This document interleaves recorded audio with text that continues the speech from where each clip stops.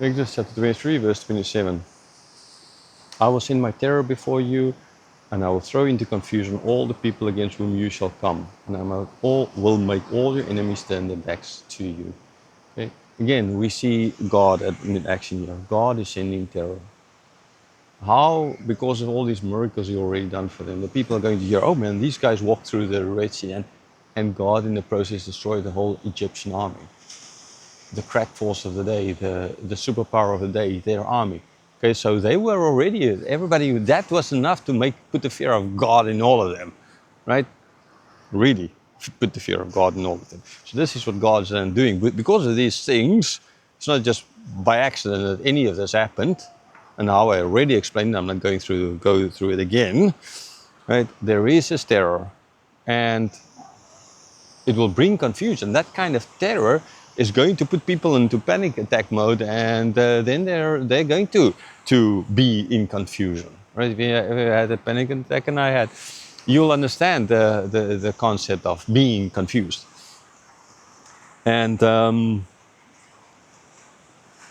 so, yeah, all the people that they will actually face ultimately is going to fall under this.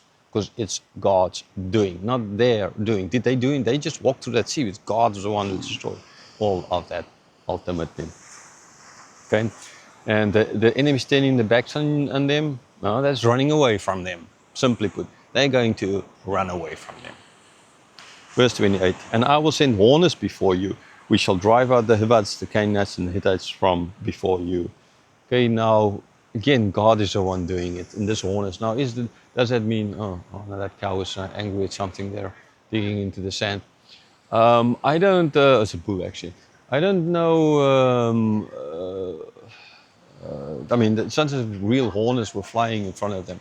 But like the whole idea again, this is God's use of nature. God uses everything ultimately to get rid of the enemies. But it depends on their not worshipping other gods and worshipping God.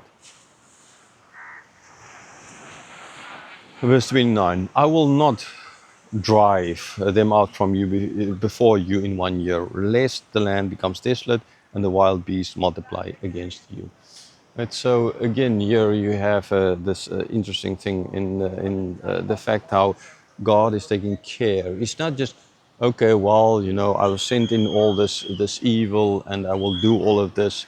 Well, I don't know, use the word evil here because God doesn't use evil directly, usage of evil.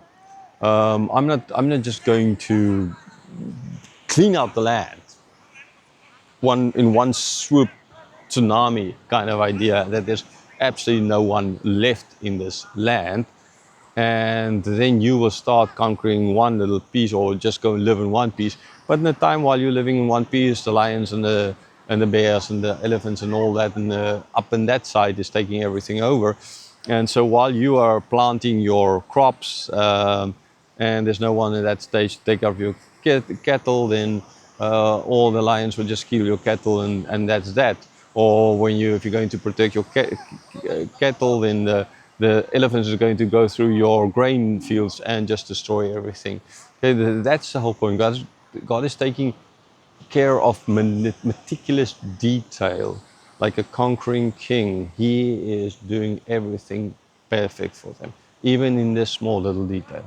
He's taking them step by step so they can conquer one part, settle there, the people. Then they go to the next part. And now, yes, I read this one. So again, yes, this commentary where the guy said, yeah, because they were a small little group, so 30,000 odd people, and yes, they would need to first grow into. No, man, I don't know. I really understand this guy's logic here as well. And I mean, in this case, I totally disagree with him. Because so if they lived in Israel for say 200 years and the 76 grow into only 30,000, now by okay, there are a couple of million people living there today. Yes, sure, they would in the land. So I mean, there's place in the land. It's a small place, but there's still place in the land. Now, how long would it take for them if 200 years? Well, say 400 years, they grew from 2, Abram and Sarah, to 30,000. Then in another 400 years, 800 years, are going to what, 60, 90, 100,000? Then even there not be enough people to conquer this whole land. And we know that the other people were driving out a lot faster. So yes, it could not have been this ridiculous little small amount of 30,000 people. I mean, that's just, I don't know why, if this guy even can't see through his math problem and to connect it to this verse here. Yeah, it's not possible. It's just not possible. Okay. So I hope you understand where I'm getting at. Like God saying, I will. But you are only 30. If they are 30,000, right? You are 30,000 people. So you stay in this little village. 30,000 people is not even a big. It's like a town, and this is a whole country, and especially the size that God mentioned it is supposed to get. So you live here now, and it's going to take you about 100 years before you can get the extra 100 square kilometers here, or no, not 100 square kilometers, maybe 20 square kilometers, so you can grow and fill that. So then I will take the enemy there, and then well, 2,000 years from now, you'll be enough people to drive out all the enemies, and at last you can conquer the land. And then we have the Old Testament, where everything happened a lot faster than 2,000 years for them to do it, and so either they were only 30,000 people, and then this verse is not true, or they were a lot more, and then God could have done it this way as He was doing. Okay, yes, and then verse 30. Little by little I will drive them out from before you until you have increased and possess the land.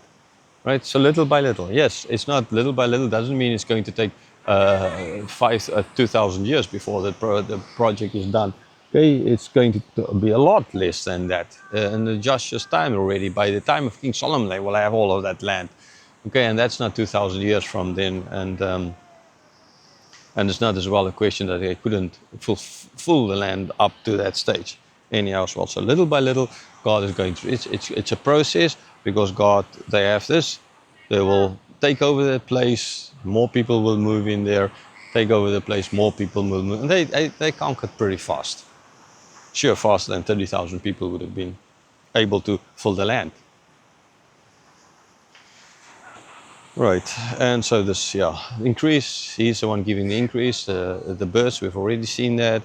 Not the barrenness, take away, not the kids being stillborn, and die young.